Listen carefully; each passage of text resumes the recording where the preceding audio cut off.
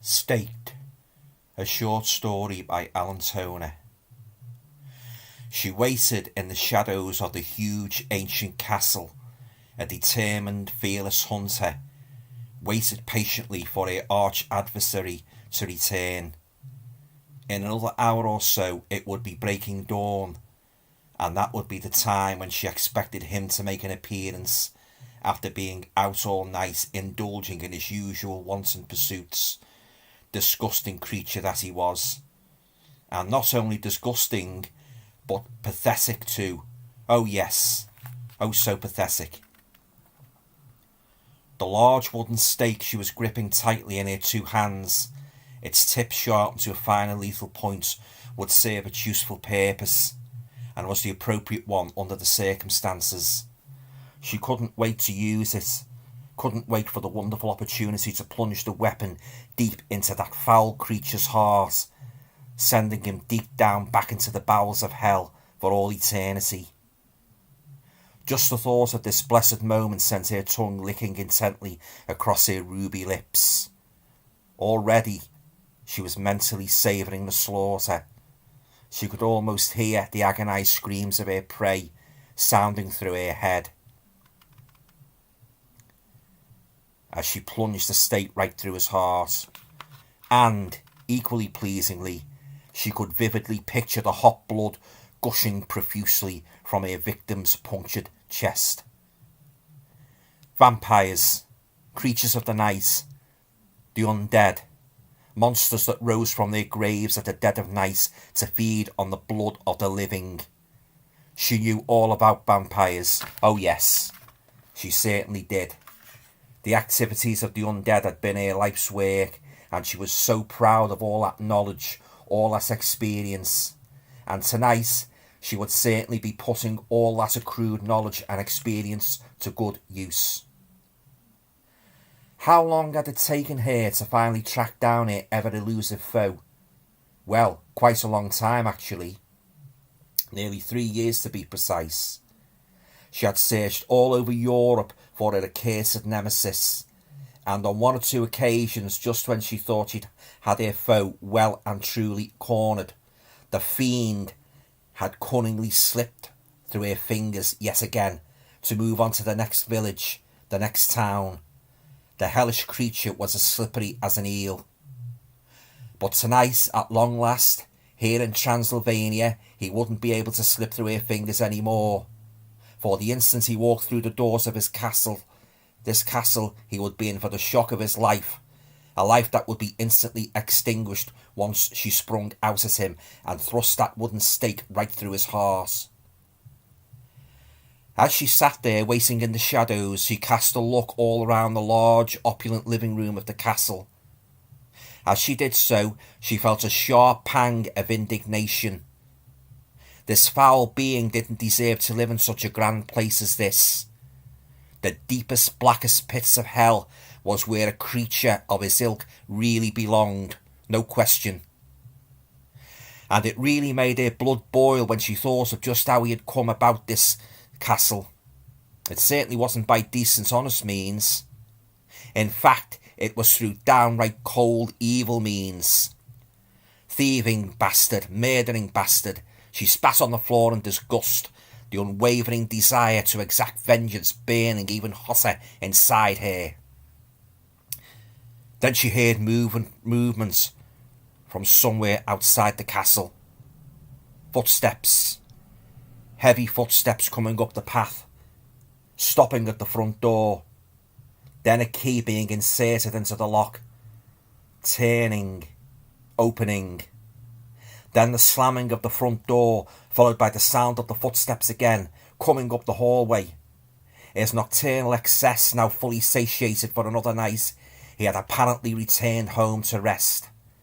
Oh yes, the creature had returned to his lair at last. The female hunter's heart pounded with excited anticipation at the thought. Little did he know what was facing him when he opened that living room door.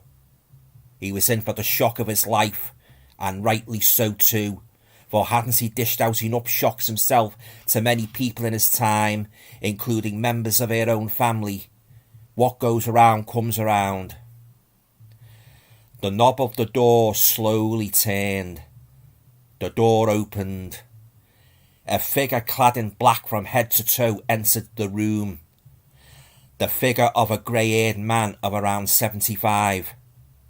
The man's face was so pale and gaunt that it was almost corpse-like. He reached out a bony hand to his left and flicked on the light switch.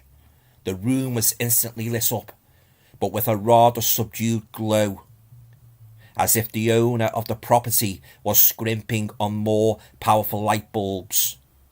Either that, or he just preferred to live in the kind of gloomy surroundings that matched the gloomy type of work he did. Well, gloomy to the female hunter who was lurking there in the corner of his living room, that is. Lurking, waiting, poised to strike. She braced herself. The man was just about to sink down into what was probably his favourite armchair when he suddenly froze as a female form appeared from seemingly out of nowhere. "Surprise, surprise," the female intruder said, grinning at the startled man, the long wooden stake clasped horizontally against her ample chest. The man stared at her in jaw-dropped disbelief. "What the—" he spluttered. "Who are you? What are you doing in my house?" The old man took an unsteady step backwards as the woman walked slowly towards him, her large brown eyes staring at him with burning hatred. In addition to that hatred, there was also a certain hypnotic quality about them. They were the kind of glaring eyes that demanded your attention, that you ignored at your peril. "This house once belonged to my father," the woman said, "and you took it from him. You callously took possession of it after you brutally murdered him in his sleep." The man slowly shook his head in a mixture of disbelief and denial. I don't know what you're talking about, woman. I really don't." "Oh, but I think you do," the female hunter snapped, drowning out his voice. "And it's no use you just standing there and denying it." She took another step towards him, and again he took a guarded step back.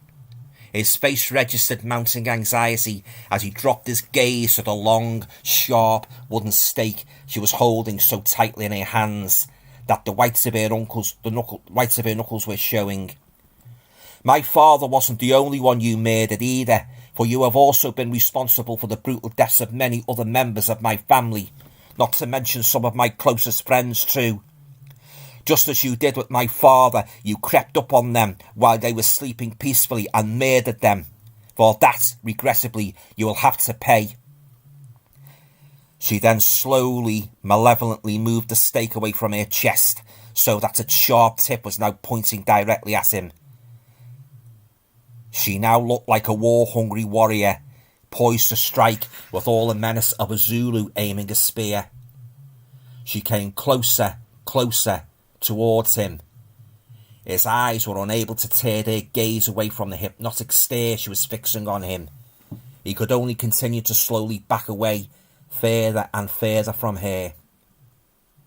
Through the thin red curtains, the incipient grey light of dawn was beginning to filter. She was going to have to be quick now before daylight fully broke. Finish the job now, then get the hell out of here.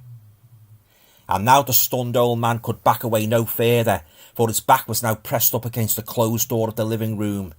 He couldn't even will his dazed mind to reach down for the doorknob in a bid to escape, so helplessly and irrevocably caught up in the woman's soul-draining, debilitating stare was he. His whole body now felt utterly frozen to the spot.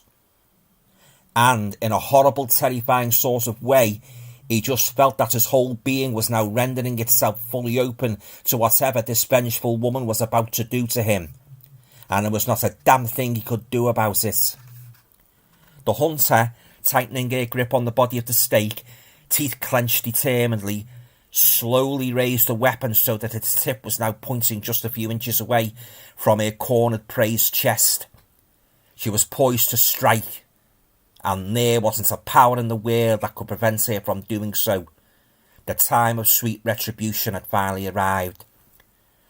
Bet you wish you could change into a bat now and make a swift getaway, don't you? She taunted. Well, you can't. You might as well surrender and accept what's coming to you. The trapped man again opened his mouth to protest, to beg for mercy, but before he could get the fruitless words out, the stake was rammed forcefully and deathfully into his heart by the vengeful woman. He threw back his head and screamed as blood gushed profusely from his chest, soaking his black clothing in a running, glistening mess. A triumphant expression illuminated the woman's face as she watched her victim's head jerk back and his mouth drop open with utter shock and agony. The scream became a horrible rasping gurgle as the man's body stiffened, then trembled in a pain-racked paroxysm. And as the woman applied yet more pressure on the stake, grinning manically as she pushed it even further into his chest with all the power she could muster, the man's body finally gave up and slid limply down to the floor, coming to rest in a sitting position, back against the bottom of the door, legs spread out before us on the ground. The widened eyes of the slumped corpse stared lifelessly and vacuously into space, the gaping mouth now oozing as much blood as the punctured heart. That wide-open mouth just looked as if it were catching flies. The thought of flies evoked vivid images in the woman's mind of another time, of another character whose idiosyncratic behaviour had also extended to catching flies, but in the literal sense. That character was a certain mental patient called Renfield, who'd had quite a significant relationship with her father, her master, but that was a long time ago. Now, in the blessed presence, feeling an almost ecstatic satisfaction as having exacted a fitting revenge on a foe she had hunted here, there and everywhere for so long, the woman couldn't resist one last parting remark before she fled back to her secret hideaway as the cold light of dawn began to tip over the treetops. So, how does it feel to get a taste of your own medicine, Mr. Van Helsing? Her ruby-red lips then slowly curved back in an evil grin, revealing 2 razor-sharp fangs. During her many years as a vampire, she had killed and converted countless victims with her unearthly power. She could have quite easily dished out the same treatment to this one. However, she hadn't really wanted to do that, for considering his status and considering just how much she hated his guts, she wanted a special kind of punishment for this particular victim. Wanted to experience the vicarious thrill of plunging a stake deep, deep into a heart, albeit a human heart, not a vampire heart. Oh yes, as she just said to him, a taste of his own medicine. Her job now done, she spread out her arms either side of her and, throwing back her head and emitting a sharp squeal, transformed into a huge black bat and flew out of the window, back to her secret crypt in the deep woods before the dawn sun could have a chance to burn her to a crisp. Back in the living room of the big old castle, which had once been her family homestead, the last of the Van Helsings, the famous vampire hunting family, lay dead, the large stake protruding from his blood-oozing chest, signifying the final bitter irony of a vampire hunter who had just become the vampire hunted.